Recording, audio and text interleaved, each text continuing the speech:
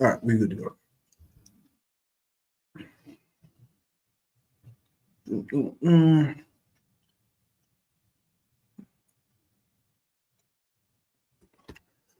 Shalom, Israel. To the brothers, Yahweh Bashim Shabakatham. To the sisters, Shalom, Yahweh Shemal Athon Bashim Yahushai. ISBK, the Oakland Israelites Scripture Breakdown class every Thursday, 7 to 9 p.m. Can I get a little tissue so I can toss this down, Baba Kusha? It's a lot, forgive me. We teach these classes every week.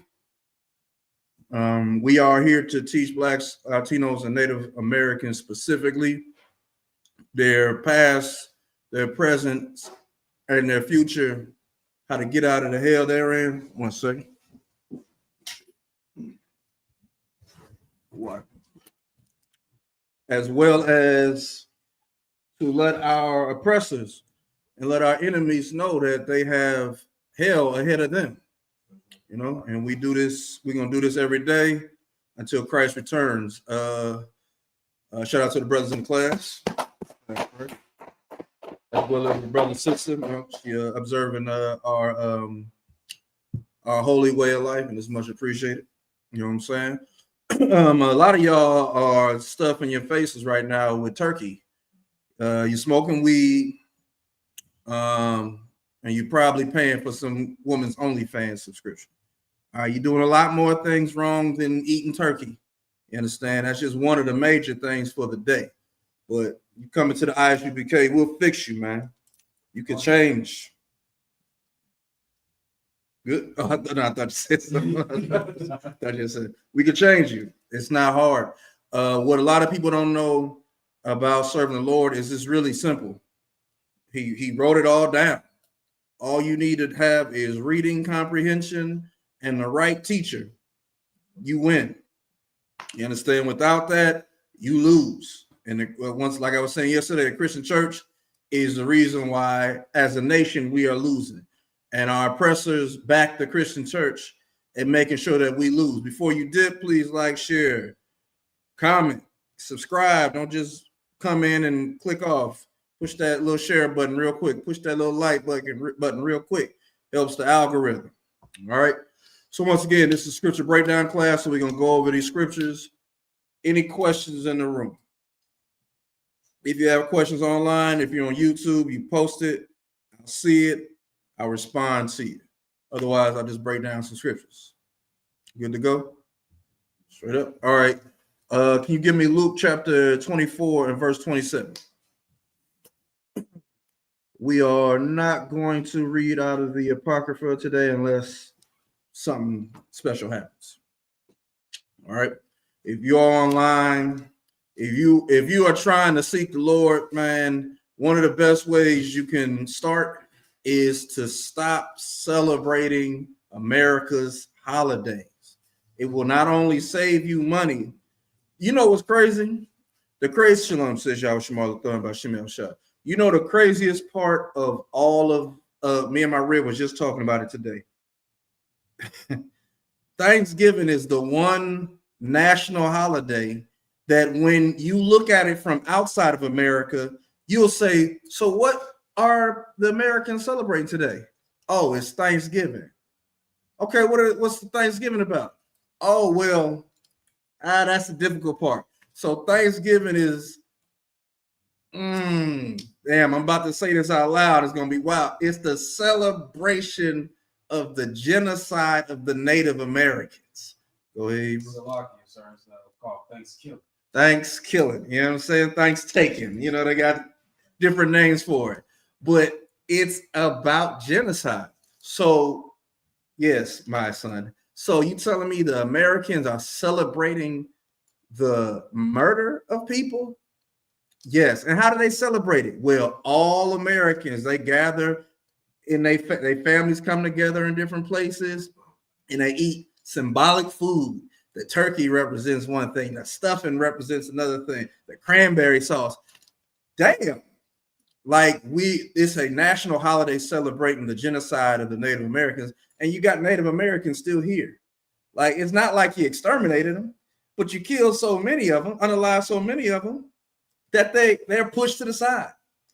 And the country celebrates it.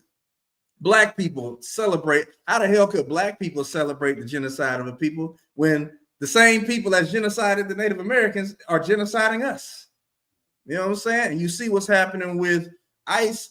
What is there to be thankful about today? Like that old excuse that people say, well, it's the only time I get to be with my family. Damn, you in hell. You telling me the only time you can be with your uncles and aunties, grandma, grandpa, brothers and sisters is when you get a day off of work or slavery, as we call it? You're living in hell. You know what I'm saying? And only slaves would celebrate the murder of their brothers, man. You try to get a Jewish man to buy a Mercedes Benz, and he'd have to be a traitor to his people to do it with a straight face. Because as we spoke to one little Jew bastard in Berkeley, he still remember when the Jewish man blew his rod as a baby to get the foreskin off, put the little wine on it, and then sauteed it, and then went down on the little baby. Pause. Salaki, that's white culture. He was like, yeah, that happened, man. If you told me that was in my past, where the doctor at? I'm about to be on America's Most Wanted, and I'm gonna go on a Nat Turner type of rebellion, just getting all of them. All the Jewish people that do this to kids, your days are numbered. But you know, they celebrate that, and we celebrate this. Something's got to give. All right. So go ahead when you got it. This is the book of Luke, chapter 24 and verse 27. And beginning at Moses and all the prophets, he expounded unto them in all the scriptures the things concerning himself. It's Christ talking to his disciples. He letting them know once he had died and risen, he was like, this was all the stuff that was talking about me. I was that nigga because these verses was talking about me. So that's what we do in the ISUPK. We expound on the scriptures so you can understand how much they have to do with you. What's the very famous scripture that we always go to? Deuteronomy chapter 28, verse what, 68.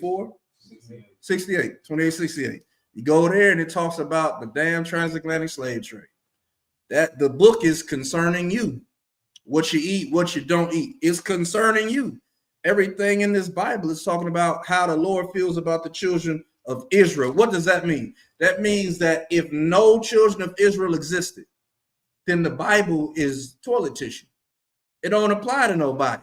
But the children of Israel still exist. So the Bible is talking to a specific people. You have to honor that. Who's teaching us not to honor? It's like the Jedi mind trick is being played on us, where the Bible say Israel, Israel, Israel, Israel, and you say, but God loves everybody. That's not possible. He said many a time that he don't care about nobody but Israel. So who the hell is the everybody that's being talked about? You know, the context of the scriptures. Hey, shalom, how about Shem Shabbat? Thanks. See you in a minute. I'm one. Goddamn. Well, I could see if I was coming to Sabbath service. My bad. You know what I'm saying? Like, the way this thing is set up, if we would just take it and own it again, man, we would become a unit. We would be better off tomorrow. We'd be better off tonight if we just accept this Bible for what it is and get taught properly. Let somebody stop being afraid of the book. Christianity make you afraid of someone that knows the Bible. That's the craziest stuff. They walk up like Jehovah's Witnesses, right? When we come around, they ready to shut down because we know the scriptures. They don't know the scriptures. They don't want to talk about the Bible.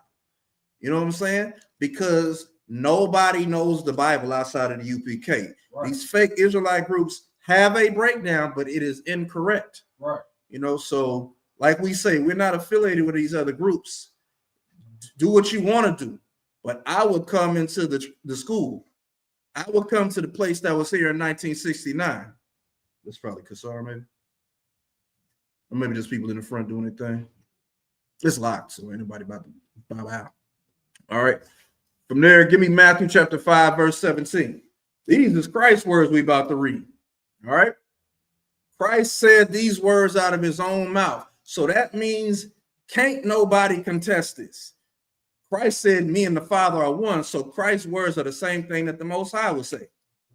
How the hell does I said this yesterday, how the hell does the Roman Catholic Church and the Christian Church overpower us?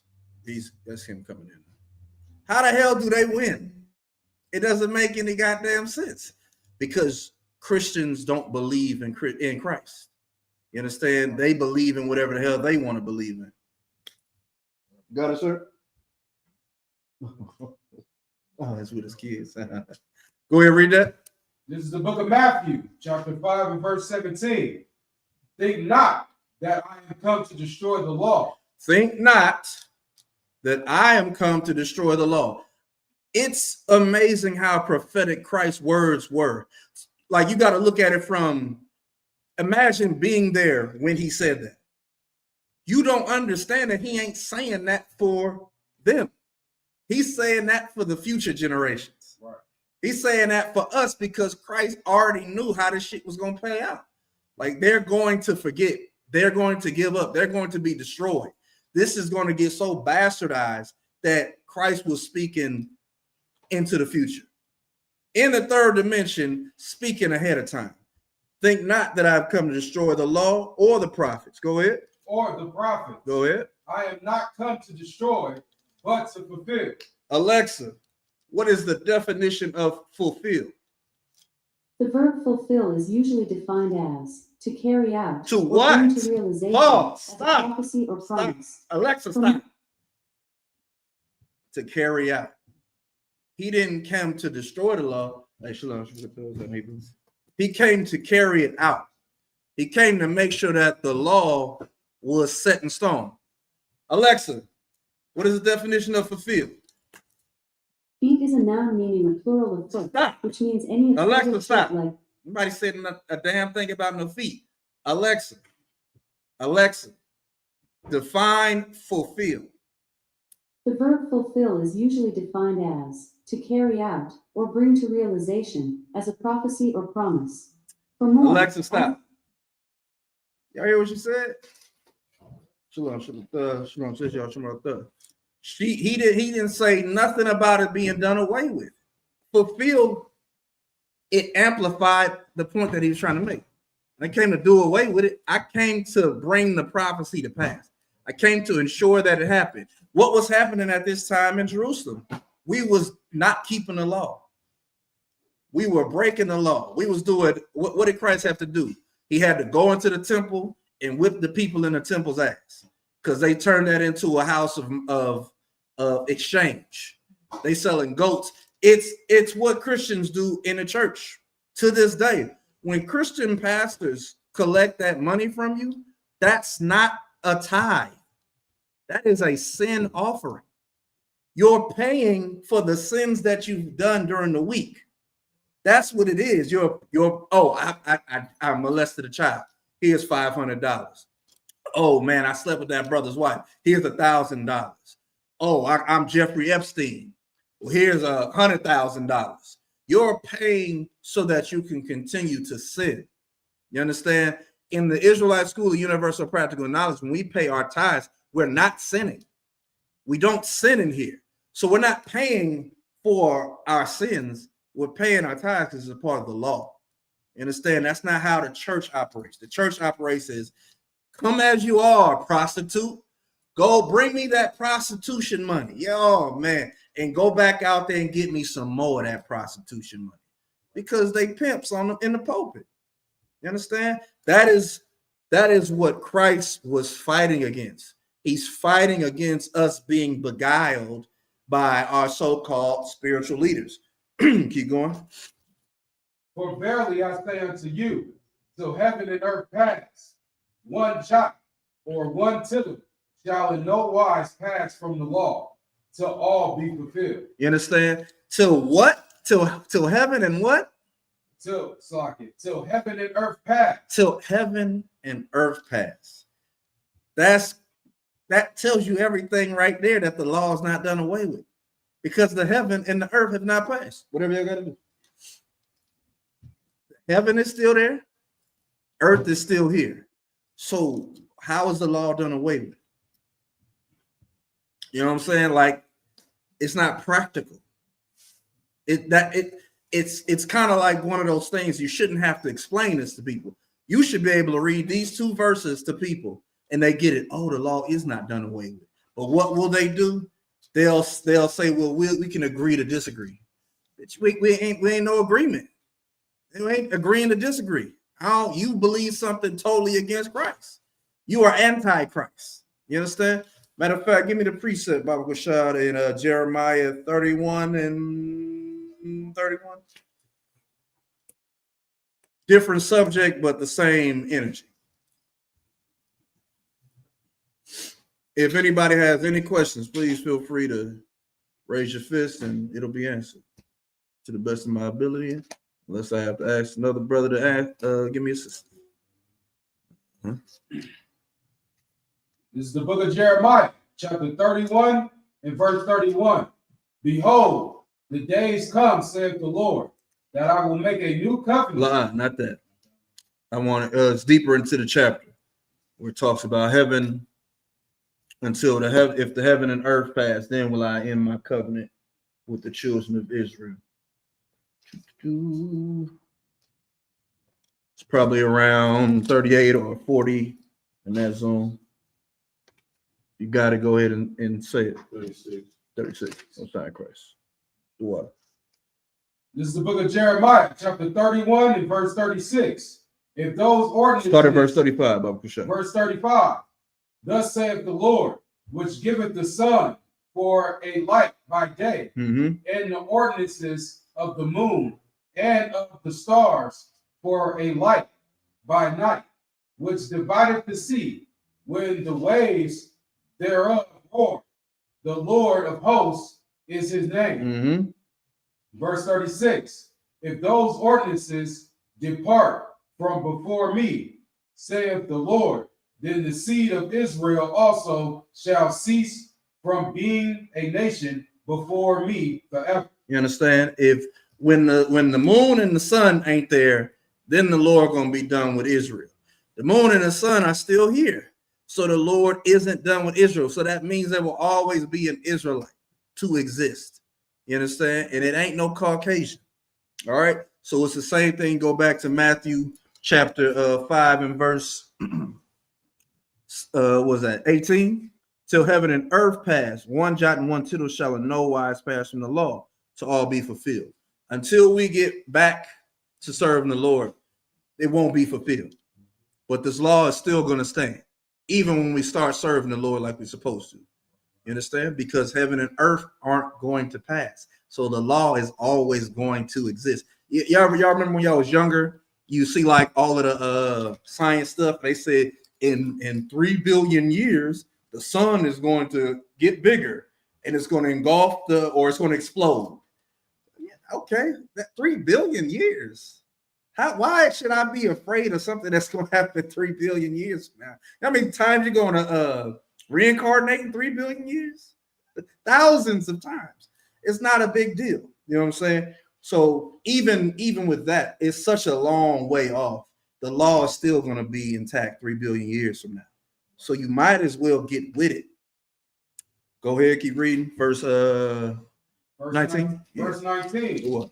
Whosoever therefore shall break one of these least commandments and shall teach men so, he shall be called the least in the kingdom of heaven. So again, it's simple as that. If you're teaching and breaking the law, you're going to be least in the kingdom.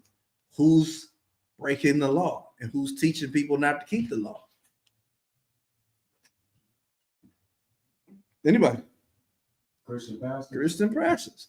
The Roman Catholic Church. The world. They make you swear on a stack of Bibles, but then they don't keep the law in the Bible. So why the hell am I swearing on a stack of Bible? The Bible is useless according to y'all. I mean, what part of the Bible do Christians even use? I think the one where they can eat pork. I think that's the only part that Christians use. But outside of that, they don't deal with the Old Testament. They don't even deal with the New Testament. Christians are literally afraid to read the book of Revelation. What do you mean? It's in the New Testament. Christ is in there. There's so much that you can gain from just if you just read the book the Bible as a book, you gain a lot more than not reading it at all. And Christians, they don't read it at all. I remember when I was dealing with Christians, and I would say we shouldn't celebrate Halloween. This bro had the audacity to say, "Don't listen to him. Something's wrong with him." I was like, "You motherfucker." I'm done. Yeah, nah. You know what I'm saying? Like, I'm saying a good thing. What's that? Another scripture. They call good evil and evil good. You know, I'm saying this don't make no damn sense that we are celebrating Halloween. It's not in the Bible. They telling me, shut up, take this damn candy. Crazy. Keep going.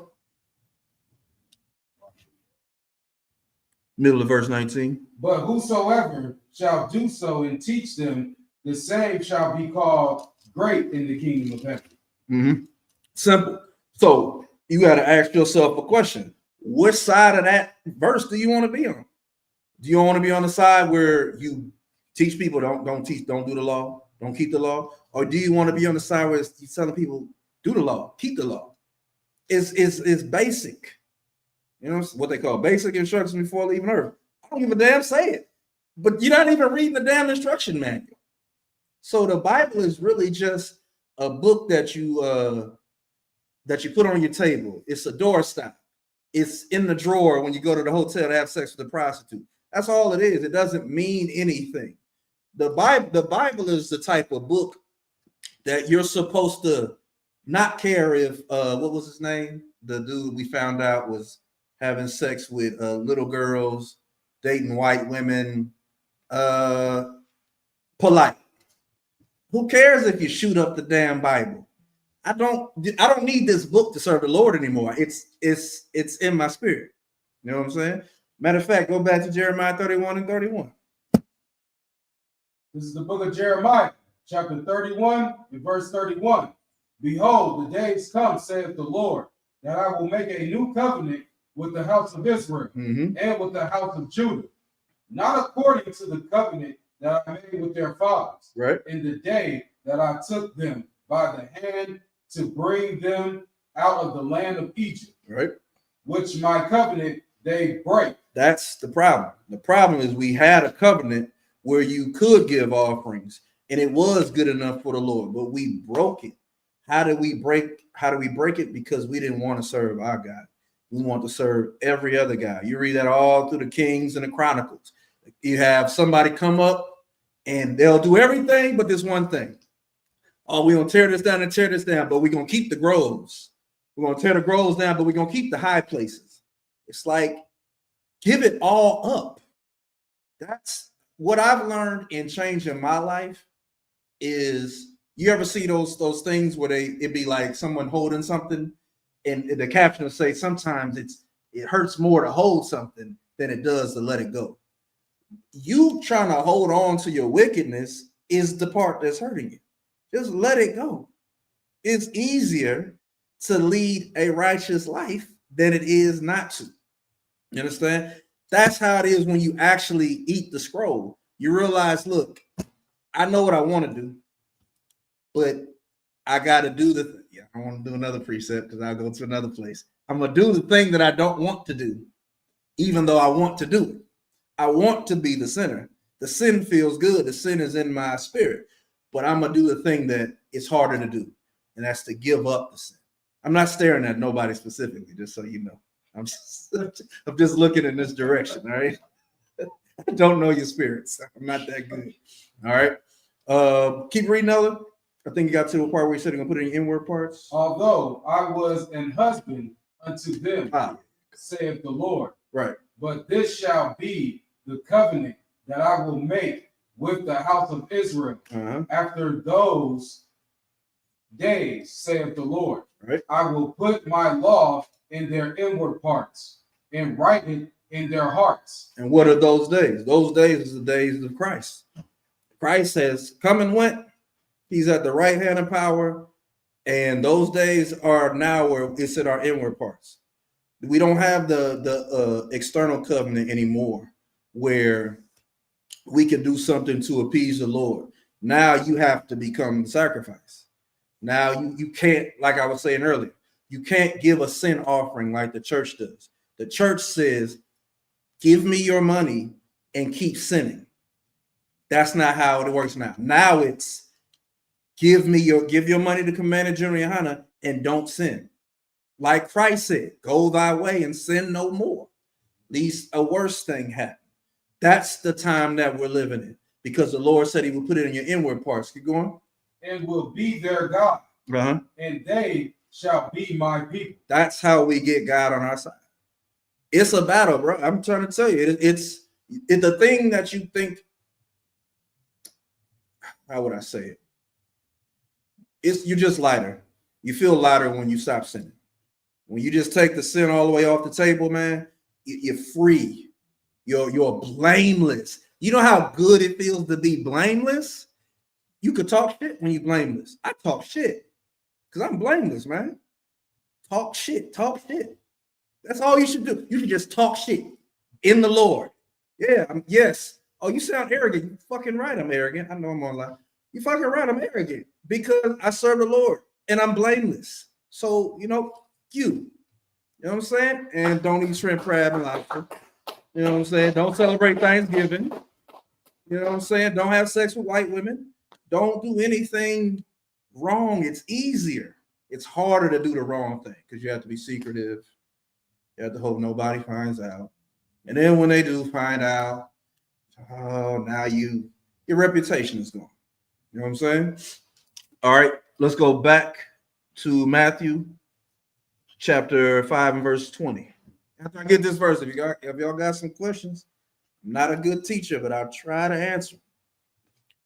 Verse 20, Matthew chapter 5. This is the book of Matthew, chapter 5 and verse 20. Mm-hmm. For I will say unto you that except your righteousness shall exceed the righteousness of the scribes and Pharisees, ye in no case enter into the kingdom of heaven. Listen, the kingdom of heaven is exclusive, man. It's one of those things where you have to. This is how I would look at life. I've already experienced the kingdom of hell. I'm living in the kingdom of hell. I don't like the kingdom of hell. The kingdom of hell is why I have to go. The only time I can spend time with my family is on Thanksgiving.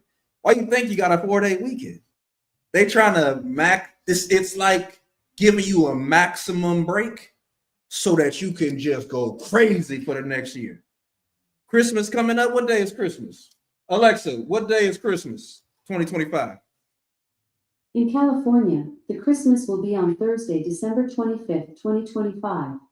Thank you. Appreciate it. So that means Thursday, you're going to be off Friday. Saturday, Sunday, boom. Work them few days, them 2 days, 3 days.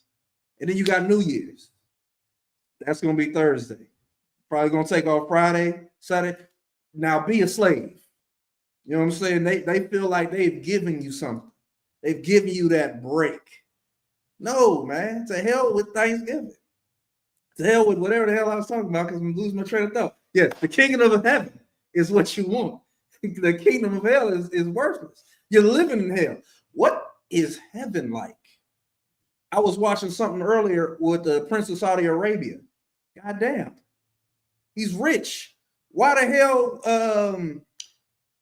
do I care about Arabians? They live in a good life. People like how they try to make God love everybody. God don't gotta love everybody. Look at everybody else, how they living. Look at how Kim Jong-un is living.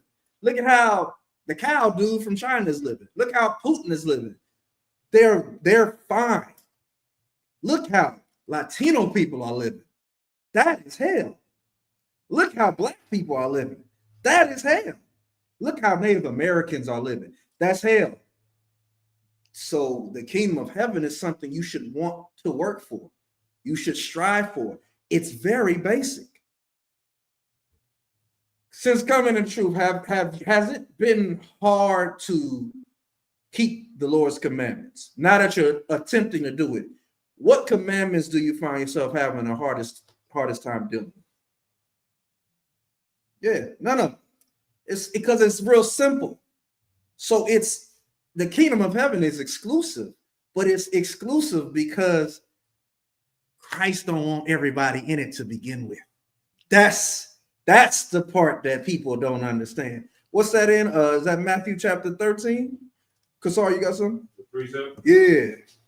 1 John 5:3. Go ahead. For this, we'll start at verse 2. Mhm. By this we know that we love the children of the Most High. When we love the Most High and keep his commandments. Damn right. For this is the love of God, that we keep his commandments. And his commandments are not grievous. Damn right. Most High Christ. That wasn't what I was looking for, but that is absolutely true. The one I'm looking for is Matthew chapter 13 and verse 15.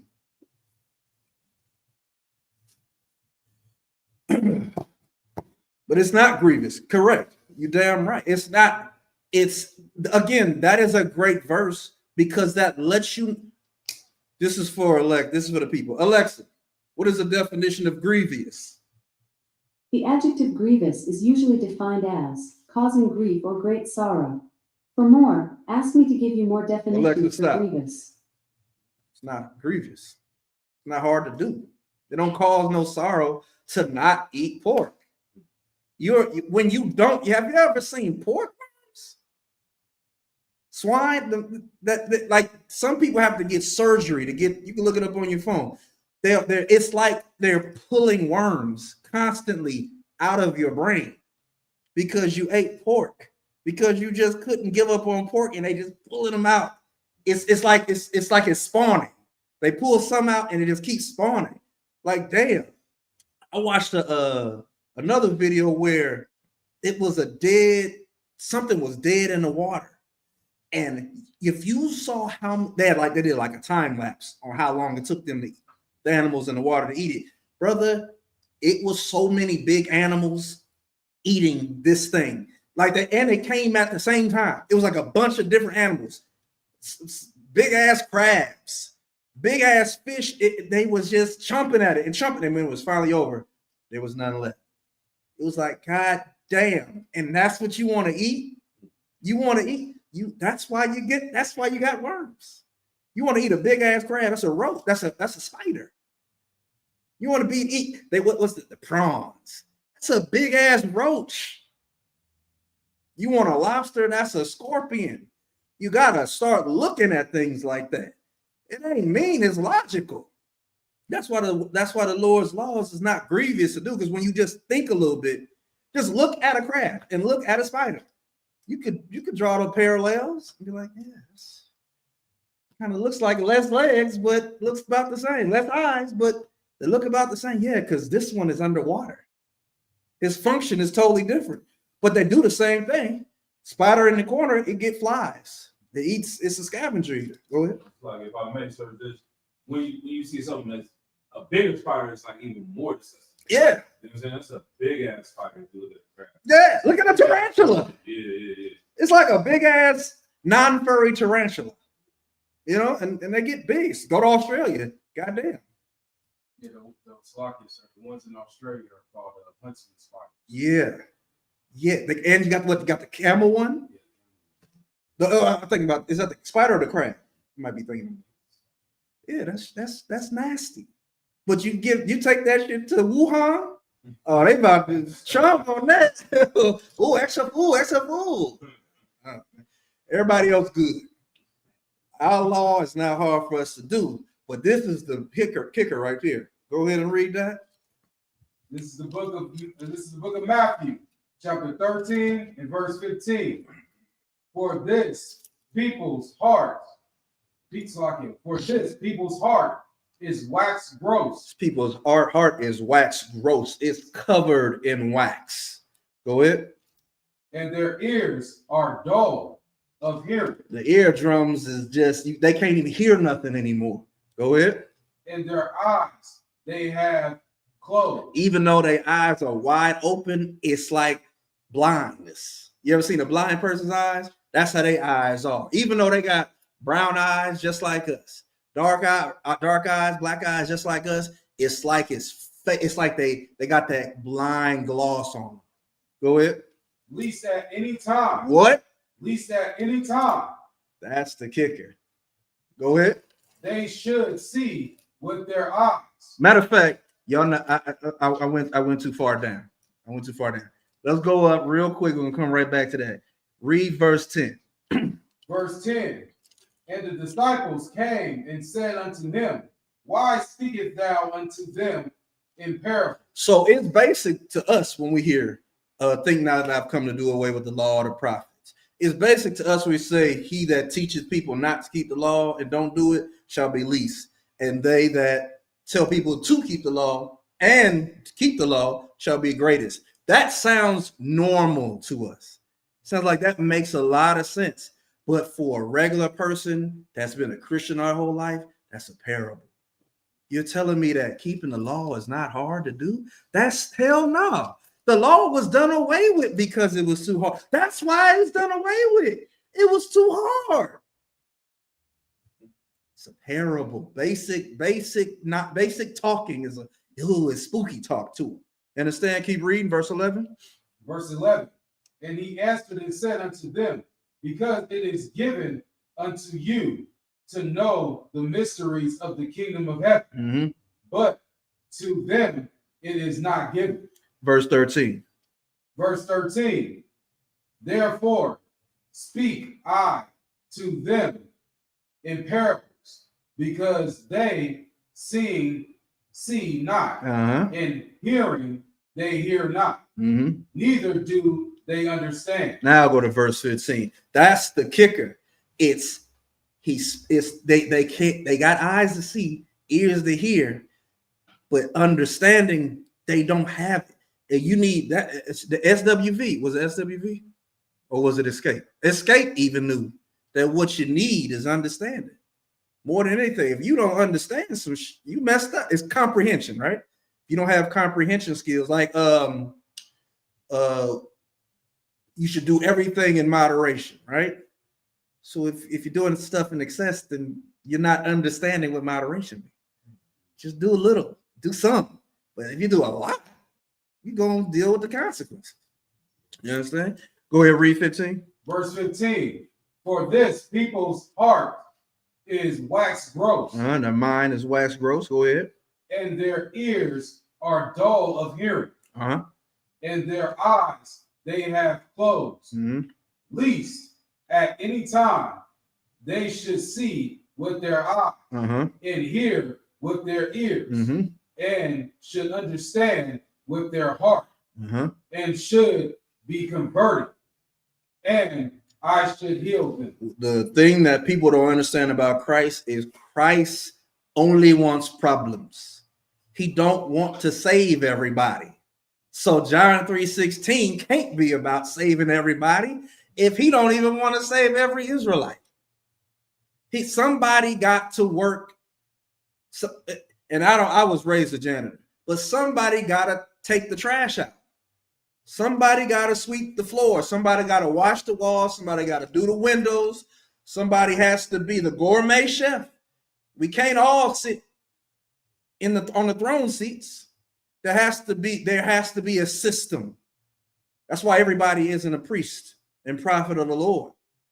You know where I'm gonna go with this, but I don't want to go there. In Second Ezra, where he talks about, look, if you're someone who deals with oxen in the field, you're not going to be someone that the king comes to ask deep questions about dark sayings, because your whole life is dealing with oxen. Your whole life is feeding animals. Your whole life is, oh, look at the sky, George. We better bring the cattle in. That's your whole life. But some of us, our life is going to be about saying, let my people go 3 days in the wilderness that they may serve their God. Some people got to have that role, and other people have to have other roles. That's an economy. That's a system. You know what I'm saying? But the main thing is Christ is not here to save everybody. You understand? That's why for us It's simple for them. The only way people are going to come into the ISUPK is if it becomes so terrible outside that they realize, oh shit, the things that they were saying is actually happening. That's what it's going to take. But you know what that means? While they're out there suffering, we're in here performing the righteous acts. We're doing the Sabbath service. We're drinking the wine. We're putting in a cup. We're doing all the acts. So when they come in here, they're like, damn, y'all, it's a well-oiled machine. You know what I'm saying? Like, yeah, what you thought we was doing? Y'all was smoking crack, and we was learning the scriptures. What you thought was gonna happen? We're not smoking crack like y'all. Y'all was bent over on fentanyl. We was saying prayers in the East. You know what I'm saying? All right, so from there, good thing this motherfucker ain't sharp. God killed my hand right there. Give me Matthew chapter 22 and verse 36. Now, does anybody have any questions or anything they need broken down? No side.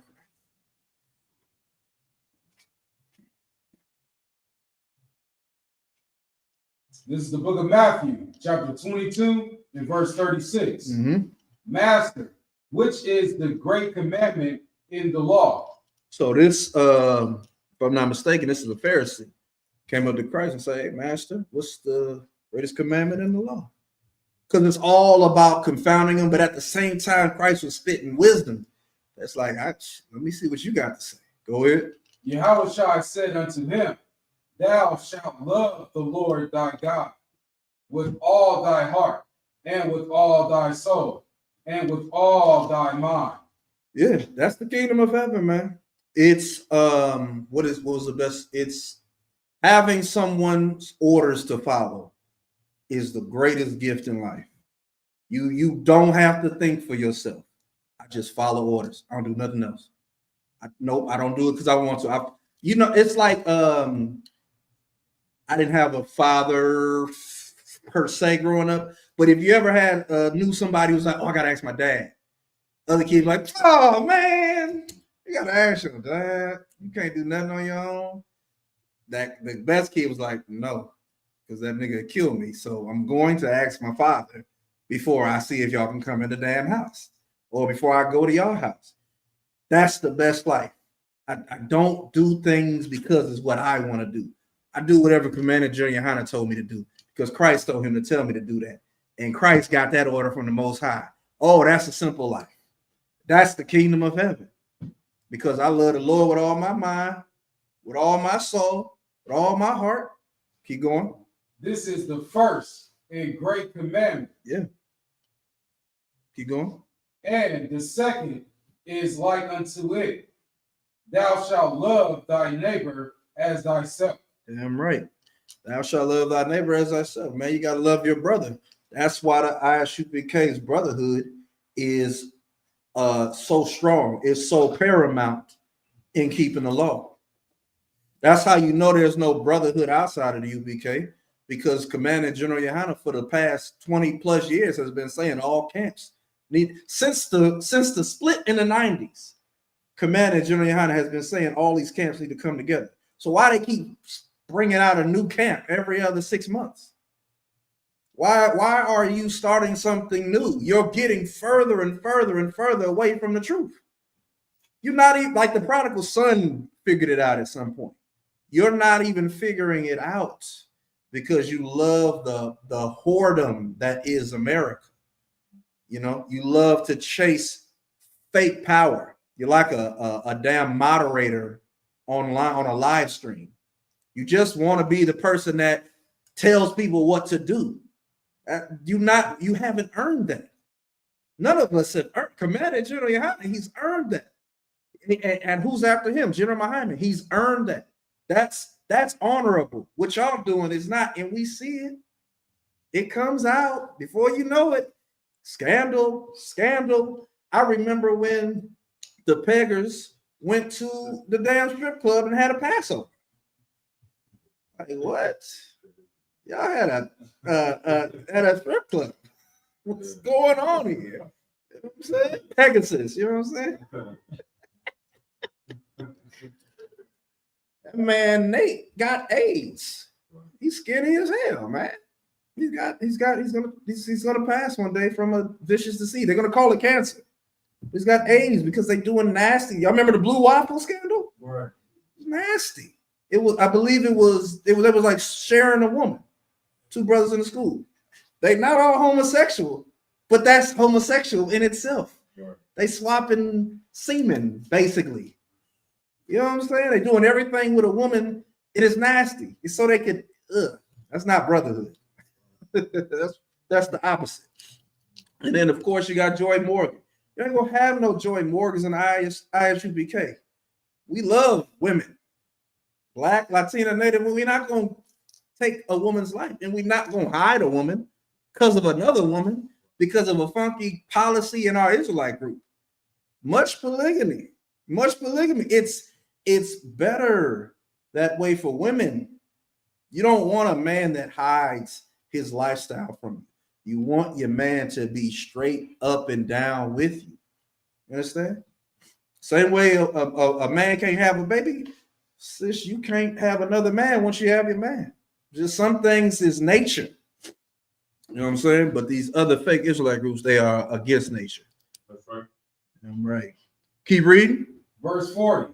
On these two commandments hang all the law and the prophets. You understand? On those two, if you could just have brotherhood and love the Lord, you're doing the law. You need to know the law. Don't do like what do Christians say? I just be a good person. That's not enough, because your definition of good is probably not the same definition of the Lord's definition of good. Your definition of good is do something nice for white people. That's not good. Your definition of good is I'll become an ICE agent, or I'll become a police officer and I'll fix the system from the inside. That's not what ends up happening. What ends up happening is you become the worst ICE officer ever. What's that? That's very famous with the black cop and the white cop. The white cop is like, God damn, calm down. The black cop is trying to show off. You become the worst form of yourself, thinking you're just being good. You're being good to your slave master, but you're not being good to what the Lord calls good. All right. From there, let's go to Psalm 83 and verse 4. Psalm 139 and 21. Boom, boom, boom. I got y'all for another 45 minutes. No sign, friends.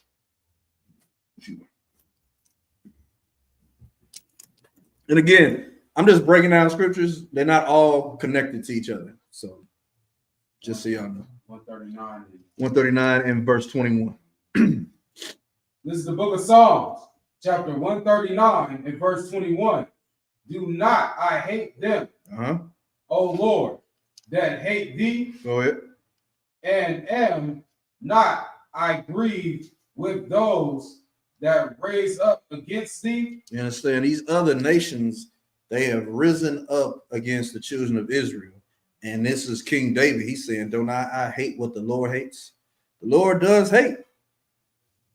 And the Lord has enemies.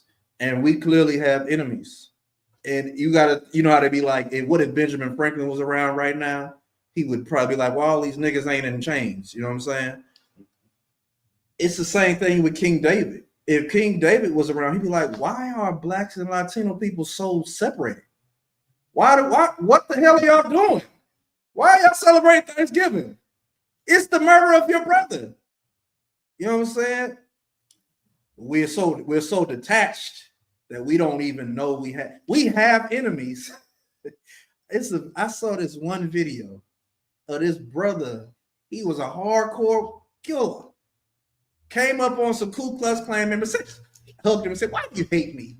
Why do you hate me? Like, you think that's gonna make him love you? He's in a vulnerable position right now because you could whoop his ass. But the minute he's not in that position, he's not gonna be like, that's my dog. Love that guy. In fact, hey, stop the clans. No more clans, because there was one good black guy, and now I love all black. That's not how that works. You're not going to fix a problem that's been going on since the days of Esau, since the days of Cain and Abel. You know what I'm saying? You got to get that in your thick skull. The minute you do that, you can become you can be like King David. He knew who his enemies were, and he hated what God hated because he was not only a man after God's heart, but he loved the Lord with all his heart, soul, and mind. So he hated he hates what God hates, loves what God loves. Keep going. I hate them with perfect hatred. Woo.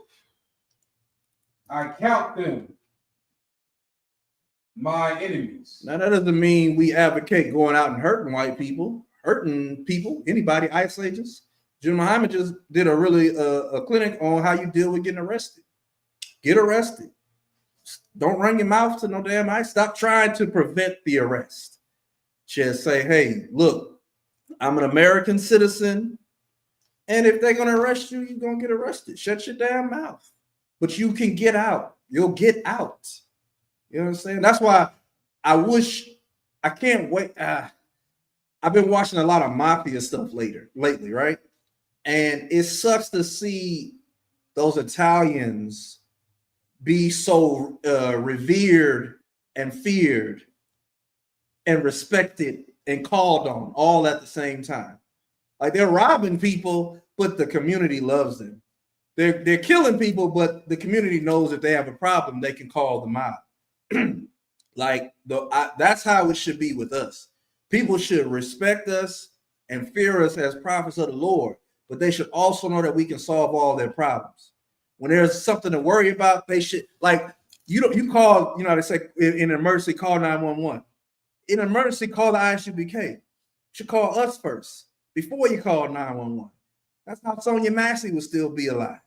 You know what I'm saying? If we should be the vanguard in the Black and Latin community, so that they, how they got what those kind of lawyers, civil rights lawyers and stuff like that. My point is, we should be people's first line of defense before they lean on to our oppressor. You understand? We have been so detached. We're so detached from what's good for us that we don't even know who to love and who to hate. You understand? Go ahead. Going back to something you said earlier when the dude was hugging the KKK member, which you bring it out so heavy, like, in his mind, he's thinking like white people just don't like black people, not realizing they are going to war with black people. You would never be on the battlefield against the Viet Cong and be like, if I just hug him, right, he won't try to blow my goddamn brains out. It's like, no, nigga, you're at war with him. He's at war with you. Exactly. You're looking at it like he just doesn't like me. He's looking at it like I'm trying to destroy your people. Yes, absolutely. Get that brother hand. That's what it is. You think the only time we understand a rival is if it's a football field, if it's a baseball field, if it's what other sports like basketball court. That's the only time we think, oh, okay, I have someone that I'm against. You're living in Viet Cong in America. This is the war. You're in Saudi. You're in Iraq right now. But you think because both of y'all call yourselves American, he's an American and you're an African American. You think, oh, well, we the same people. No, you're not. Why is there a Ku Klux Klan? If these are your friends, why did there have to be I won't even say the Black Panthers, because the Black Panthers weren't a militia. It was just brothers that was trying to feed the people in Oakland. You know what I'm saying? They were trying to put black people in an empowered position. But because you don't know you're at war, you constantly call your enemy a friend. You won't even treat them like an enemy. Nobody, again, it doesn't mean you have to attack them. It means you have to be like a cobra. You have to watch him. Don't just sit there. Oh, yeah, go ahead. Oh, here you go. That's a knife. You gonna give it to him so he can stab you in the back? Pause. No. No, don't give him the tool to kill you. Right. Let him know, don't come at me because I have this to protect myself. I'm aware of you. With that being said, let's go to the park. Take me to I think you know where I'm going. Outside Christ. Yes, sir.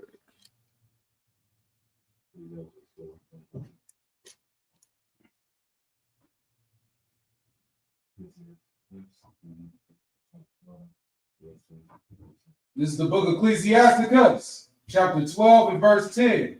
Never trust thy enemy. What? Never trust thy enemy. I'm pretty sure that's the same word as we just read in the Psalms. Right. I heard enemy. I think I just heard enemy again. Never trust thine enemy. Go ahead. For like as iron rusteth, Uh-huh. so is his wickedness. What is that saying? What happens to iron over time is it goes from looking all so nice to rusting, just like this blade. It's rusted now. It used to be all black and silver. Time has caused it to rust. And that's the same way it is with dealing with your enemy. It starts out, the Native Americans know this better than anybody. They came to your country shivering, scurvy. And you was like, hey, look, we got you. We ain't got no food. Teach you how to plant these crops. Oh man, thank you. Ooh, it's cold. We'll show you how to build something out of this. Oh man, you guys are so nice. Oh, so good to be here. Can we live here with y'all? Yeah. Let's come up with some damn treaties, huh? Right? Yeah, it'll be good. We can trade. Hey, sounds good to me. But slowly but surely, hey, you want to take this blanket? Oh man, you guys are so good to us. Here's a blanket. Why are you sick? I don't know why you're sick. You're getting sick. Oh, we broke a treaty. Oh, I'm sorry. Let's fix. Oh, we broke another treaty. Oh, damn, we broke all the damn treaties. We was never going to honor them damn treaties. Look at us. Do we look like honorable people? Hell no. You like, I taught y'all how to live and be. You don't know. I'm a snake. I'm a crocodile. I'm cold-blooded. I don't feel for you. You only an idiot would let someone come across the sea on a ship and then come into their land and help them out. I mean, I wouldn't do it if y'all look. If the tables would have been turned and y'all was in a ship, I'd have shot y'all before y'all touched that. So, that's y'all fault. Y'all the nice people. You know what I'm saying? That's why you can't trust your enemy, because he rusts like iron. Look good in the beginning, but over time, you realize, he ain't shit. Keep reading. Verse 11. Though he humble himself. Humble himself. Go ahead. And go crouching. Bending. Bow. Go ahead. Yet take good heed and beware of him. Yep. And thou shalt be unto him as if thou hadst wiped a looking glass, and thou shalt know that his rust have not been altogether wiped away. Yeah, it's like when you, the best example is like when you in the morning in your cars, you trying to defrost it. You turn on your wiper blades and you get clear for a minute, but then you stop it. It's like, shit, I can't see. That's the white man. He's something where you wipe and you realize, oh shit, it ain't clean. It's not. It's not what I thought it was. That's what happens when you trust your oppressor. Keep going. Oh, go ahead. Oh, Salaki, sir, I was gonna say that's what that movie Sinners was talking about. You do not let this man in because he's going to kill you and murder you. Yeah. Ravish your women and your children and take all your silver and your gold. You're not supposed to let this man in. Yeah, that ass. Let her in. You have it feels archaic to think of to think like that, but it's a thought like every other thought. Just like changing your lifestyle, it's a thought you can start to believe in. You know what I'm saying? You don't have to wait until something bad happens to you to say that the white man is the devil the Bible speaks of. Right. Just start thinking it now. Like, oh, he's the devil. What does devil mean? He's a liar and a deceiver. Oh, that's what devil meant? I didn't know. Now that you mention it, I could think of all the times I've been lied to and deceived by white people. And you have to think that exclusively, because you know what a lot of these fake Israelites and Christians like to think? Well, what about when black people lied and deceived to me? What about when Latino people lied and deceived to me? That's the devil. Man, shut your ass up. White people don't do that to white people, so black people shouldn't do that to black people. You understand? Donald Trump said, if I ran Republican, I'd probably win because everybody is stupid that's a Republican. He ran Republican and everybody is stupid is a Republican. But it doesn't stop him from asking for their votes. He still knows they're white and they're not black like you. You know what I'm saying? So we as a people, we have to focus on who our enemy is. Don't waste your time trying to find enemies within. We can figure that out. Those are traitors. But that's not what you're talking about.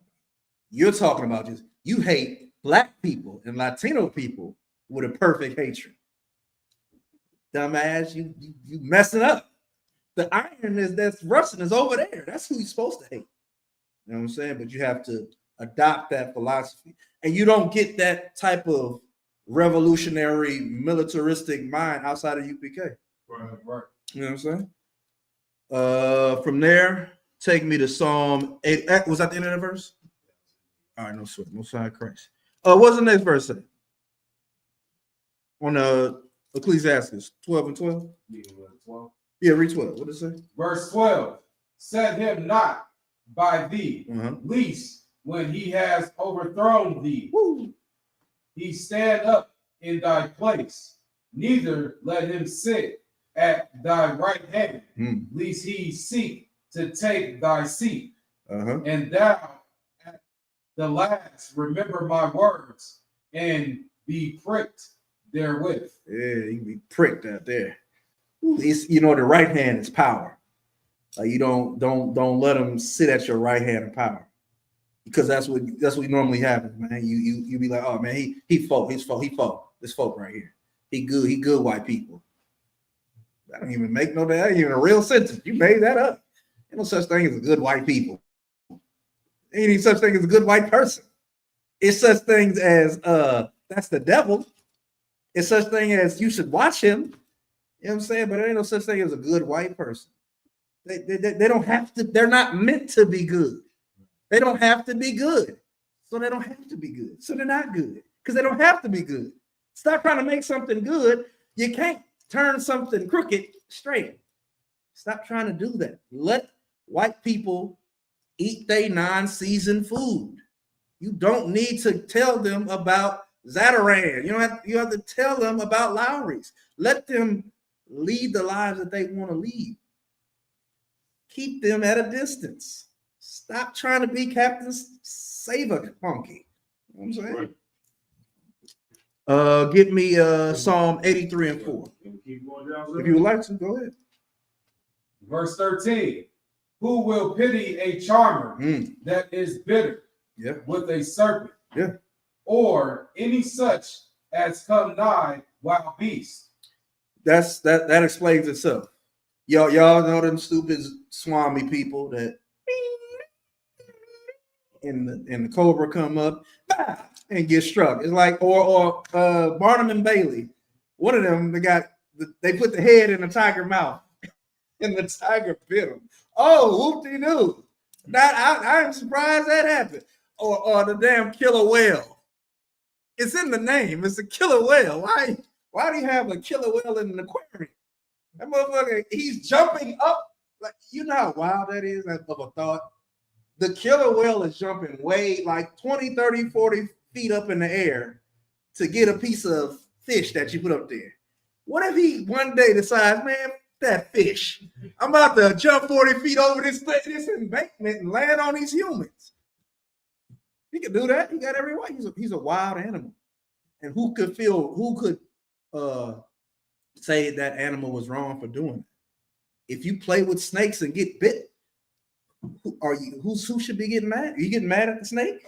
Snake ain't supposed to be that close. If you have an anaconda, a boa constrictor, and that thing you wake up wrapped up, who was wrong here? You or the damn animal? You took it out of its environment. The damn thing was casing you the whole time. Like, ooh, she feeding me rats. One day, she got a BBL. I'm about to have a BBL dinner one day. You know what I'm saying? Like, you stay away from. Nobody's going to feel sorry for you. And nobody feels sorry for blacks and Latinos. Right. They don't. No, if you tell people in the world what Thanksgiving is around the world, what Thanksgiving is, they're gonna be like, so, and they celebrate it? Yeah, all of them. Okay, I guess they're okay with the genocide. So I mean, I don't know I thought, what does Black Lives Matter about that? What are they doing? What's the brown berets? Who gives a fuck? They don't give a damn. It's about La Raza, but they about to eat the food. That's about killing La Raza. No, they don't care. So why should we care? You know, we have to care so that the world should care. So the world can care. They should care about what happened to us. What happens to us? I think the UN said that what America did to black people was considered a genocide. They said it. Where's the funding? They ain't said no funding. They said, oh yeah, y'all being genocide, but look like you like it. I got out of there. Whatever. Well, I make it read 16 on down, sir. Go ahead. Let's keep going. Go back. Verse 14. Go ahead. Start 16. I usually skip off, bro. Verse 16. An enemy speaketh sweetly with his lips, but in his heart he imagineth how to throw thee into a pit. Hell yeah. Keep going. He will weep with his eyes, but if he find opportunity, he will not be satisfied with blood. Absolutely. What's the song say? His words were was butter, but his heart is war. Yeah. Drawn swords. Yeah, that's the perfect precept for that. That's what you're dealing with. Read that one more time. Verse 16. An enemy speaketh sweetly with his lips. Oh, come on. God loves everybody. I like black people. I have a black friend. Go ahead. But in his heart he imagineth how to throw thee into a pit. Right. Damn, Karen. I was out here looking at birds, and you accused. I thought she was a millennial, a progressive. You know what I'm saying? I thought she was one of them white people that like black people, but then the same ones is gripping their purse when you come. I mean, it's happened millions of times where undercover black cop. He's in a uniform during the day. He's undercover at night. Gets pulled over by the officer in his own precinct and gets shown no love. Like, hands up. He can't even flash his badge because he knows that if he goes, I'm undercover, he's gonna get shot. He's reaching. He's gonna be dead. You know what I'm saying? Keep going, I believe. But if he find opportunity, he will not be satisfied with blood. Yeah, if he gets if a white man can hide in the shadows, y'all seen the movie where they hide in the shadow, or the shows where they hide in the shadow and they stick the gun out and all you see is the gun. You ever seen that? No, yeah, I'm older than all of y'all. You know what I'm saying? That's some naked gun stuff. But yeah, he would love to do that.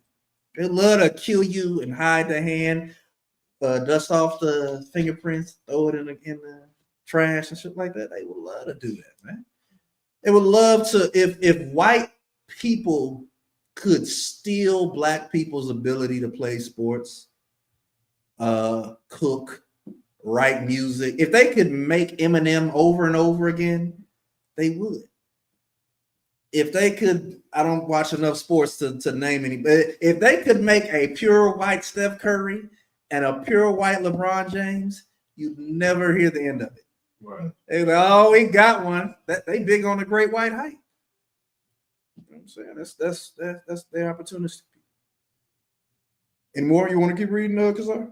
Two more, 17, 18. Go ahead. Verse 17. If adversary, if adversity come upon thee, thou shalt find him there first. He did it. It was him. Go ahead. And though he pretend to help thee, yet shall he undermine thee he will shake his head and clap his hands. Don't that sound like a white person? They do the. My hands are tied. I tried. Whole time he called the cops on you. Yeah, he's here. He's yeah. I'm looking at him right now. He's stealing cable. I think the damn white people called the cops on black people that were having a barbecue in a backyard, and the zoning person came out and said, well, because the fumes are rising up and the air is spreading around and people can smell the food, you have to stop. That was your neighbor did that. Your neighbor called the police or the zoning people to get you caught up because they heard black people or Latino people having a good time, man. Not as I put out a hell of a video out there recently about the Chinese people over in China acting like Latinos, like they vatos and stuff, with all the tattoos and the hair and the glasses and all the stereotypical shit. And he's like, where are they in supporting Latino people? You're still in their damn culture. You know what I'm saying? Why aren't there protests? Kamikaze something. Do something to show that like you're in solidarity with the people that you're mocking, the people that you're imitating, the people whose culture and style you're bastardizing. Right. You know what I'm saying? Nothing. You know what I'm saying? But those same Chinese people, oh man, they live next door to you. Oh, to my noi. Oh no, it's that nigga. All of that.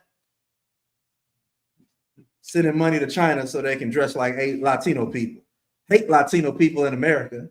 The goddamn what was it, the Watts riots, or was it the riots Rodney King when that thing happened? Who was on the roof shooting black people? The Korean people. We in your stores giving you our money. Yeah, we rioted. Did you see what happened on the damn news? We haven't seen nothing like that in modern history. Of course we're rioting. They on the roof picking you off. Poor little girl, was it then when that little girl got shot? Yeah. I don't think she even stole the orange juice or something like that. But they just was in trigger happy, killed her. Like, man, y'all the devil too. Right. Was that it? Keep going. And whisper much and change his countenance. Yeah. Whisper much and change his countenance. He go from your best friend to looking like the Grinch when he stole Christmas. His face curl up. You know, like I got you. That's a scary thing to find out. Like the scripture said earlier, if you don't do this, you're gonna be pricked when you find out otherwise. Right. When that white boy that you thought was your friend gets in a situation where he got to choose between his loyalty to his race or his loyalty to your friendship, and he is loyal to his race, you gonna feel terrible. You're going to feel terrible because you could have avoided this whole situation. Don't have no damn white friends. That is your best bet. Now, I'm not talking about people who have white in their family. This ain't no slander. You got white family members. You can't control that. I'm talking about what you can control. Who you befriend. Who the next people you call homies. You can control that. You can't control your what your uncle did. Your uncle got with a white woman. That's still your auntie, but you can't control that part. You know what I'm saying? But what you can control is what's in your future and what's in your presence. You can cut people off. You ever cut somebody off? It's a great feeling. I used to work at this slavery with this white dude, and we would smoke weed together. And I was just coming in the truth. And we would smoke and we would talk about the Bible. And he was real Christian. He was like Irish, if I'm not mistaken. He was real Christian. So we would talk, and before we go smoke weed at the cemetery during the shift and all that type of stuff. We would just chatting and shit. Good friends. And I started coming in the truth, and I would talk to him more about the Bible, and I was changing, and I stopped smoking weed. So he would still go and smoke his weed and all that type of shit. I'd be like, I'm cool. Reading the Bible and watching classes and shit like that. And then more time goes on, and I'm like, yeah, The Bible ain't got nothing to do with you. I know we used to talk about the Bible, and I used to be like, yeah, I'm a Hebrew Israelite, and you a Hebrew Edomite. I used to talk like that because we both Hebrews. Nah, nigga, it ain't none of that no more. Oh, I cut him off. Felt good. Felt good, real good. You know what I'm saying? That feels good, man. Good.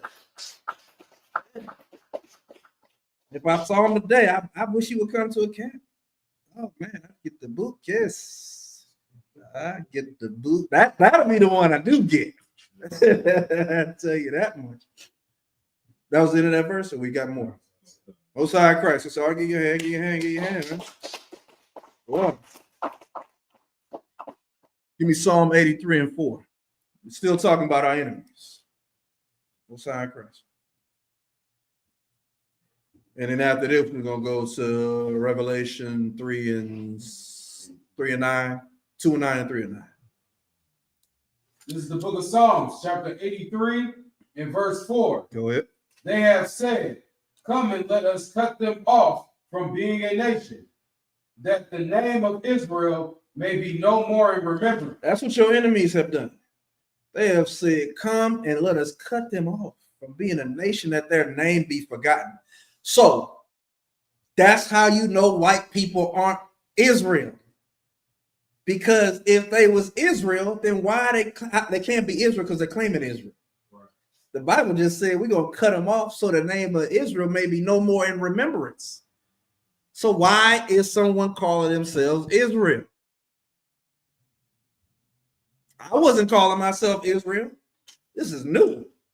I was not born knowing I was an Israelite. When I was a kid, I was bubbling African American, non-Hispanic. You know, now I would put Hispanic now. I'm like African American and Hispanic. Fuck, you know what I'm saying? These my people. You know what I'm saying? But I wasn't born. I was born in the 80s. Nobody was calling themselves Israelite. You know, Jewish people existed. Israel existed, but Israelite, I ain't never heard that until started finding out about the truth and stuff like that. But someone has been claiming to be Israel this whole time when the Bible said that name ain't supposed to be no more in remembrance. Something is wrong here. Keep going. But they have consulted together with one consent. They are confederate against thee. Okay. The tabernacles of Edom. So the tabernacles of Edom. Who is Edom? Esau, the white man. Go ahead. And the Israelites. Who is Ishmael? That's them Saudi Arabians. That's them Arabs. That's them them Iraqis. People from Iran. The sand niggas, as they call them. You know what I'm saying? Go ahead. Moab. Moab. Who's Moab? That's the Chinese. That's Ming Pong Moon. You know what I'm saying? Go ahead. And the Hagarenes. Now, the Hagarenes, that they come from Hagar. So these are Africans. All right, go ahead. And Gabal. Gabal. Now, if I'm not mistaken, those are like the East Indians. If I'm not mistaken. What is it, Kasar? Not sure. Yeah. I think they might be the East Indians. You know what I'm saying? Yeah. Right, it might be a family. We got a Zondervan Bible dictionary. We could always look it up. But nonetheless, those are definitely some type of East Indians. Go ahead. And Ammon. And Ammon. Who is Ammon? The Japanese. Go ahead. And Amalek. And who? And Amalek. And who? And Amalek. The goddamn Amalekites, man. Them Jew bastards, man.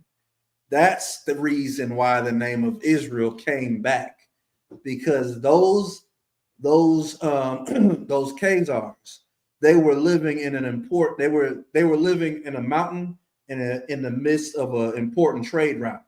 So they were choosing between whether they were going to be I believe it was Christian, I want to say Muslim, or was it Roman Catholic? I can't remember. One of the two. You read that in Arthur Koestler's book. But they chose the what is the old word for it? Because it wasn't called Jewish back then, because there wasn't no Jewish people back then. They chose basically to use the Torah. They decided to go with the Torah, and that's where they came up with becoming Jewish. You know what I'm saying? So they didn't do the Roman Catholic way. They didn't do the Muslim way, but they basically chose to do the Israelite way of doing it for power reasons. And because they was in that important trade route, they were able to dominate how trade was done in that area. But these Amalekites are the same people that the Lord told Saul to kill, are the same people that was killing our weak and our old when we were in the deserts of Sinai. All right. The same people today who claim to be Jews. All right. They are confederate against us. Go ahead.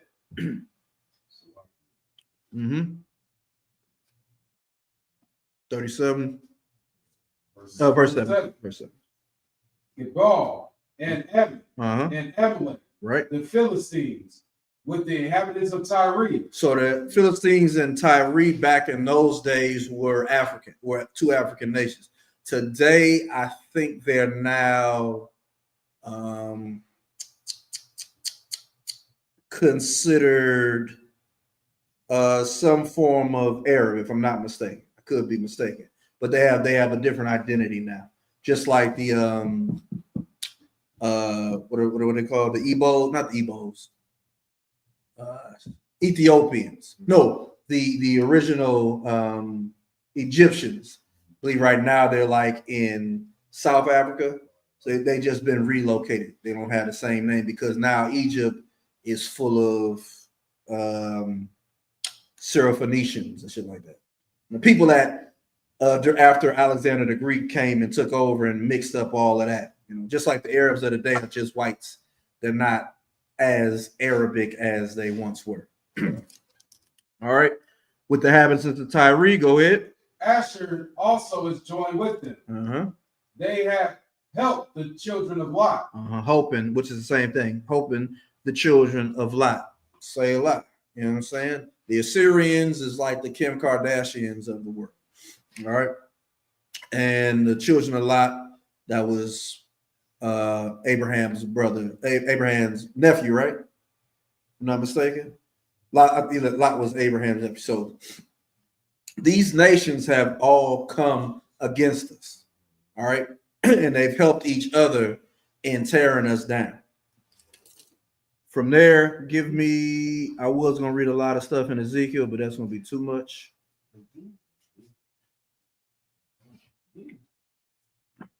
Anybody have anything they need broke down or something like that? Everybody good? All right. Go ahead. What is salami? It's like so be it, if I'm not mistaken. Yeah, it's like saying Aman. Yeah.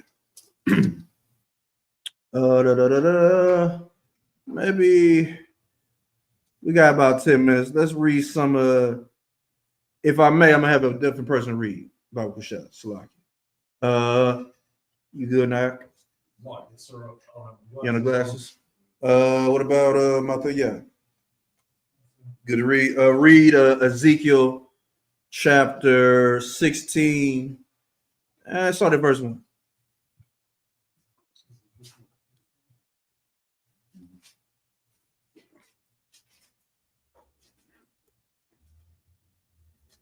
If you're still here, say Shalom Yahweh Shemar Latham by Shem Yahweh. Oh no, that was an hour ago. She probably did. Start at verse 1, 16 and 1.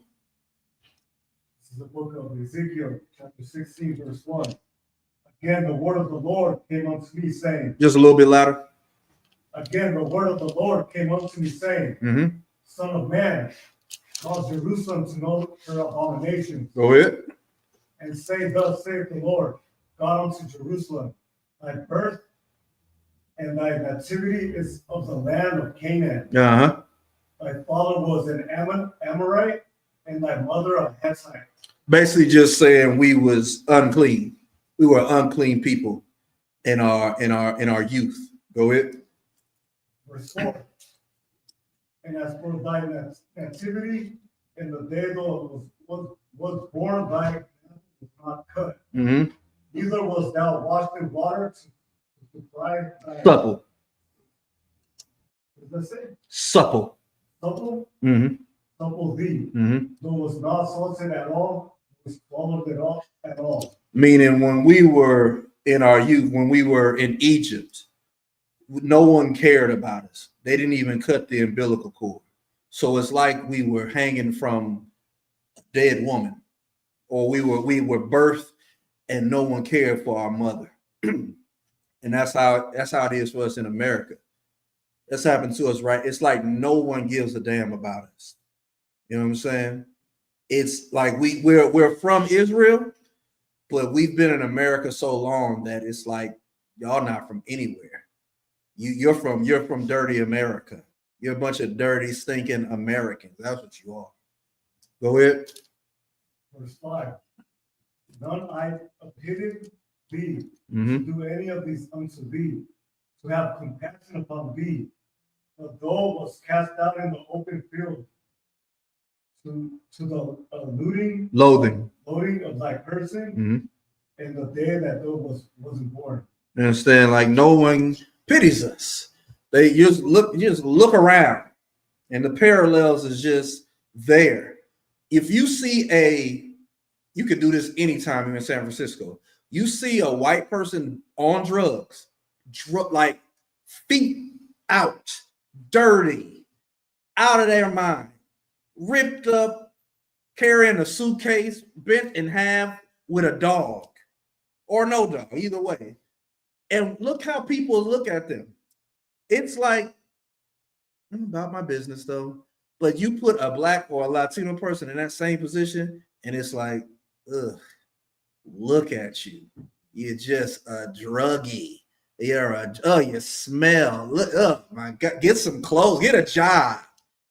What about the white person? What about I'm talking about you? Like no one pities us. The white guy, let's build mobile housing. Yeah, let's build. Look, I got a foundation. We want to give you some clothes. We're gonna give you some food, and we're gonna build you this tent.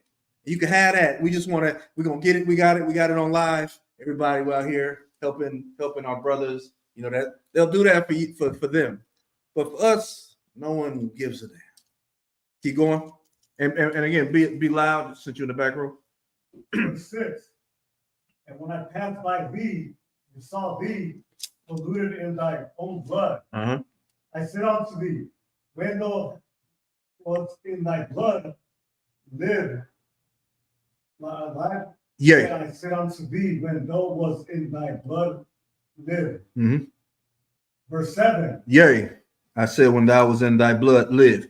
You understand? He doubled down on it. Like you were so bad.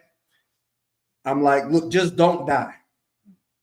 I'm not. This isn't your time right now, which is kind of like where we're in right now. We're in a time where it's like we're doing bad, but just don't give up.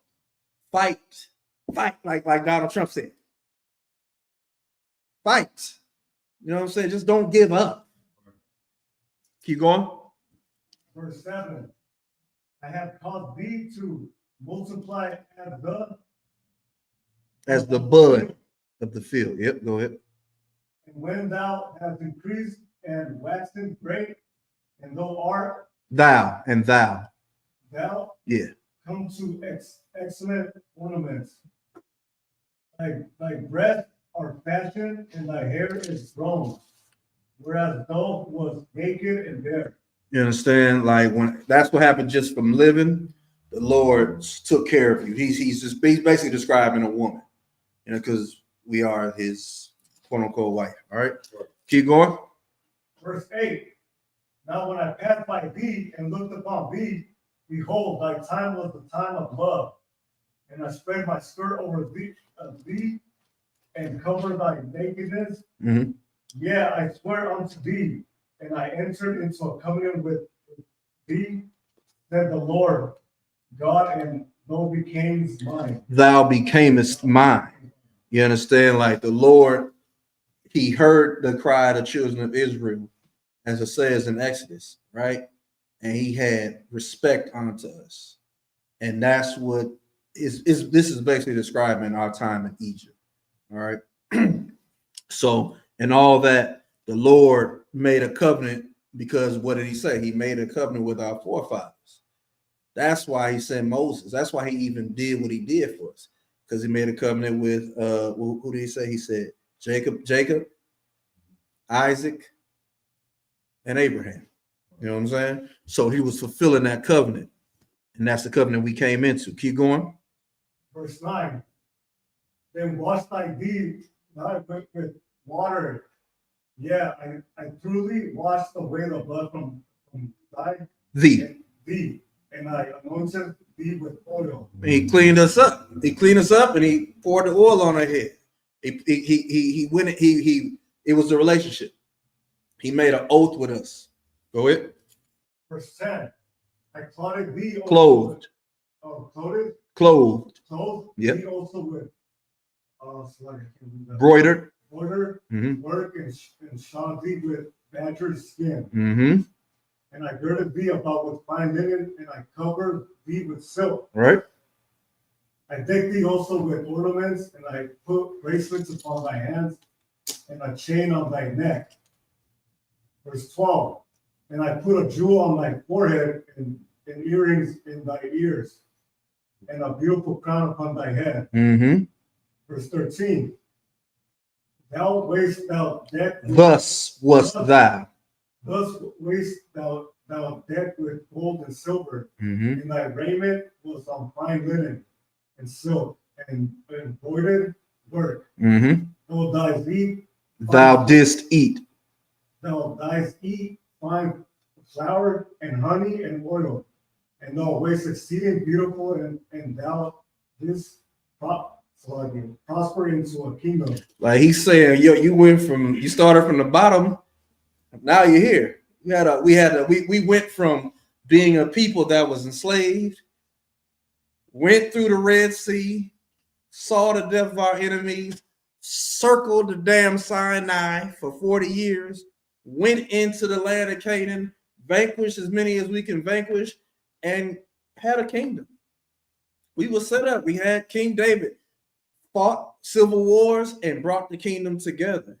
And we were so good that Solomon's name rung through the earth. The Queen of Sheba had to go, the Ethiopian lady had to come and check us out. Like, damn.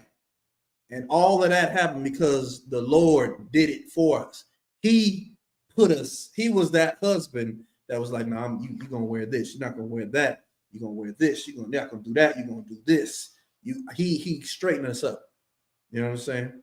We was basically on OnlyFans. And he said, man, you ain't doing no damn OnlyFans no more. You know what I'm saying? And he got us right. Get a job, get a real job.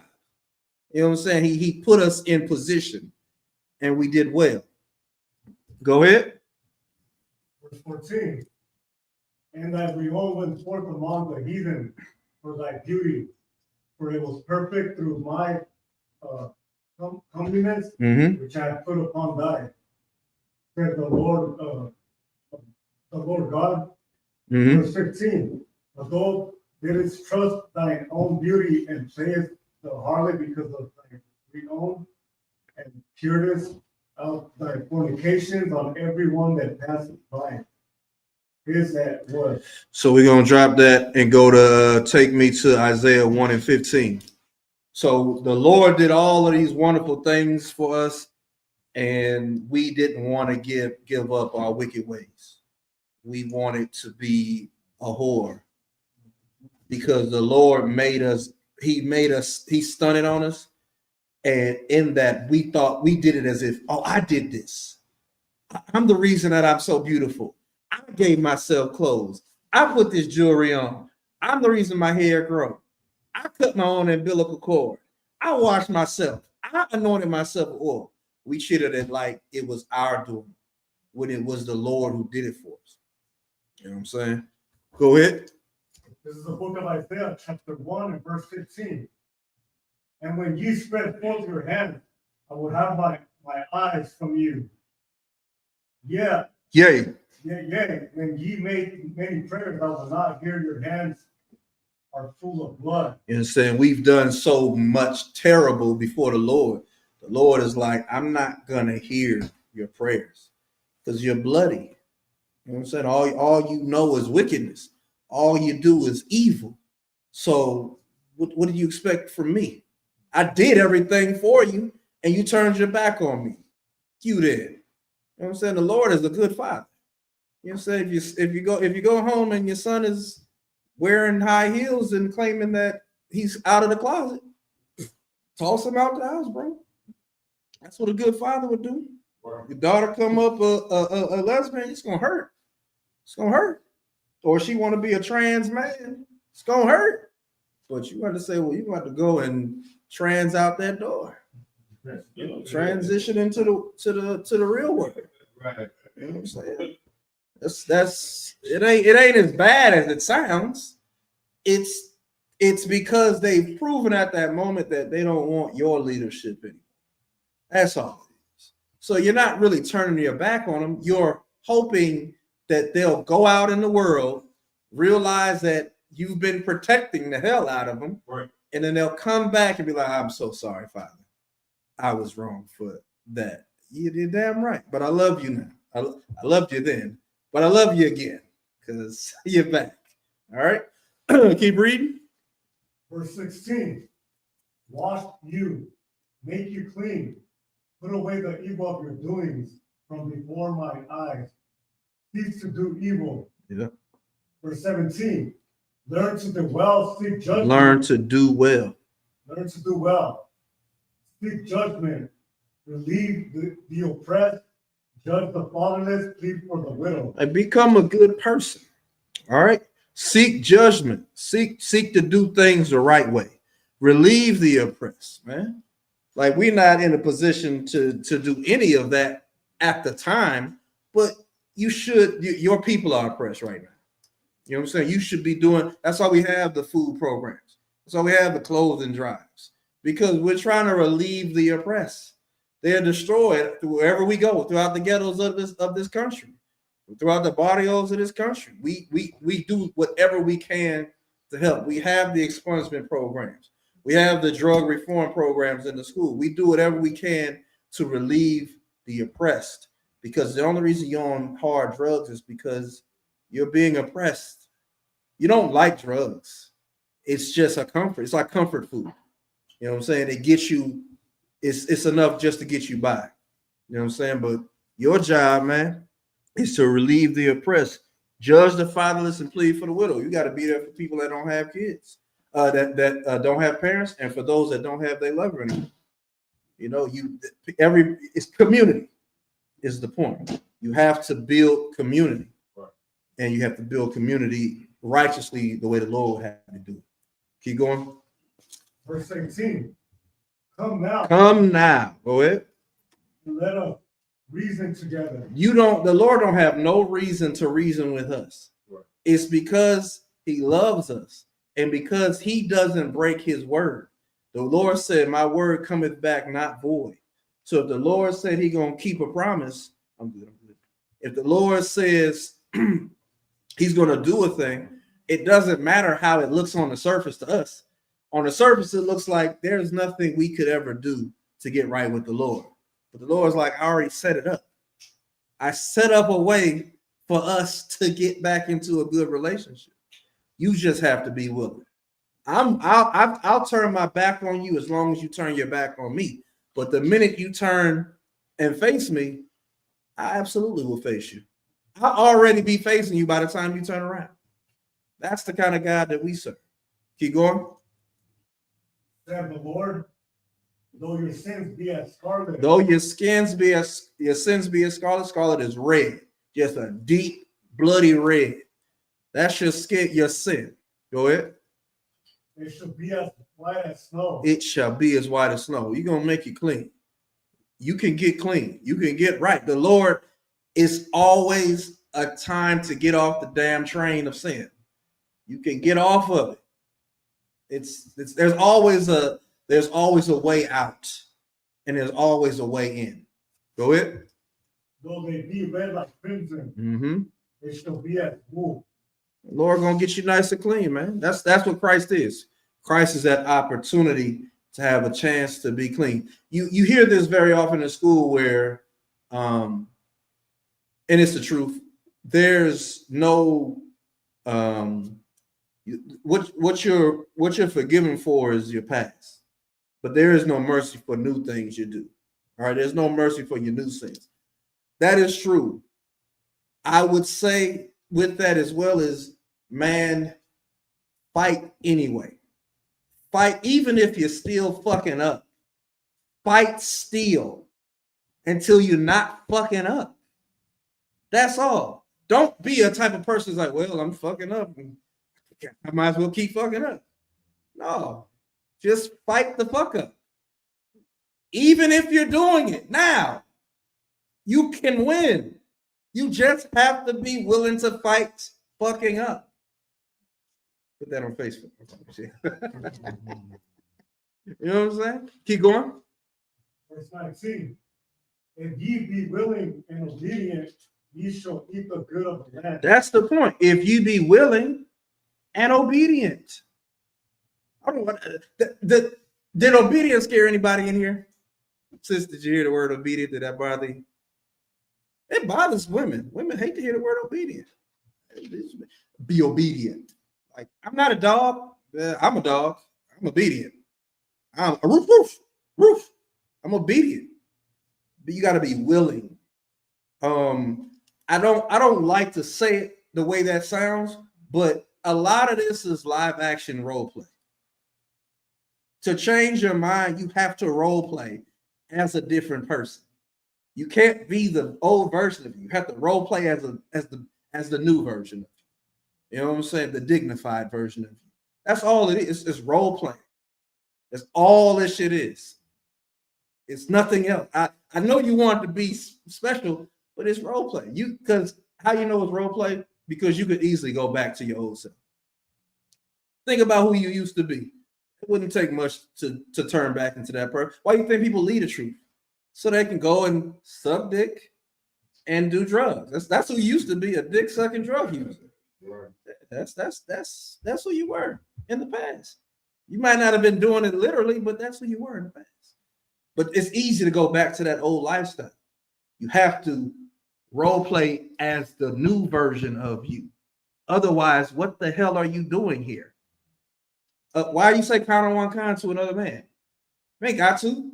You have to role play that. You have to be a soldier. Were you in Vietnam? No. Were you in World War I or II? No. But you're still a soldier. You have to be a soldier. You're a princess. You have to be a princess. Cut out of one kind. Yes, my Lord. You have to role play that. Otherwise, what the hell are you doing? It's I mean, what are you waiting for? It's dumb if you don't role play as a priest. It's dumb if you don't role play as an Israelite. Otherwise, you're just the speak and just the nigga.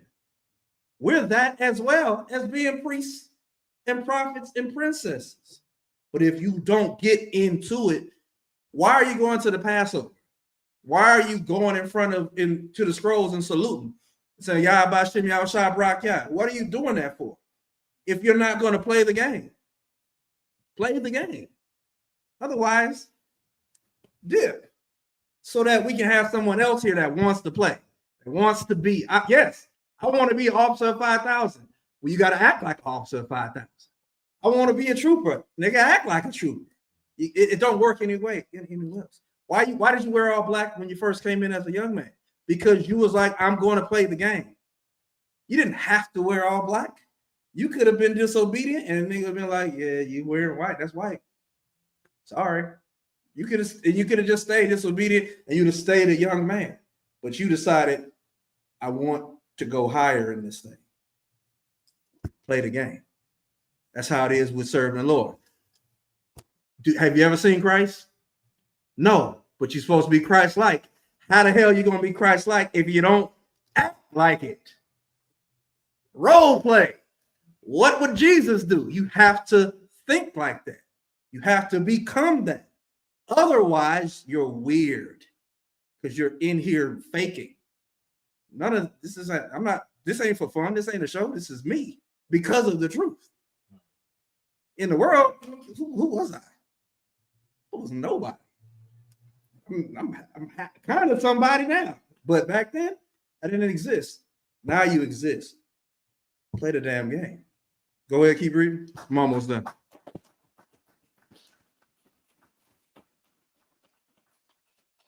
Verse 20. If you refuse them, Whoa, no, got to read that right. verse 20. But if you refuse Get that butt, get a butt some play. Pause. Emphasis. But emphasis. But if you There you refuse go. and rebel, But if you refuse and rebel to play the game, you don't want to do it. Go ahead. you shall be devoured with the sword. Mm-hmm.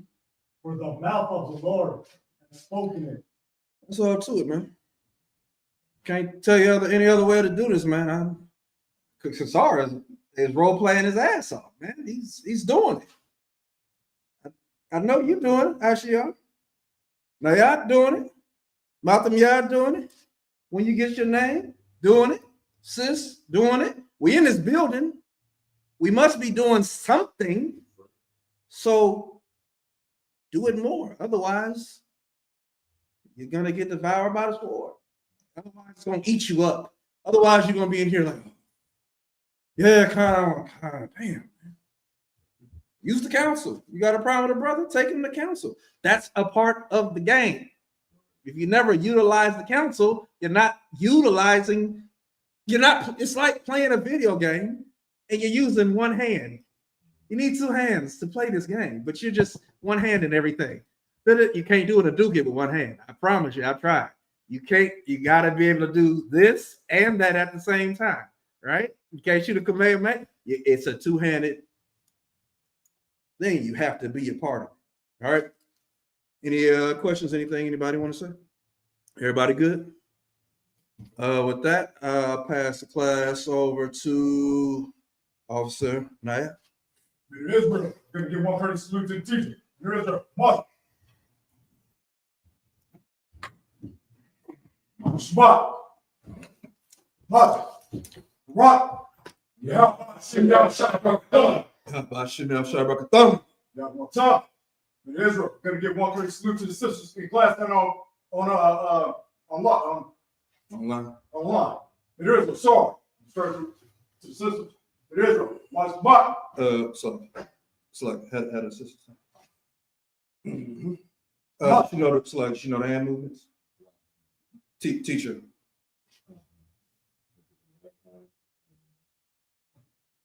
And make sure her feet in the right position too.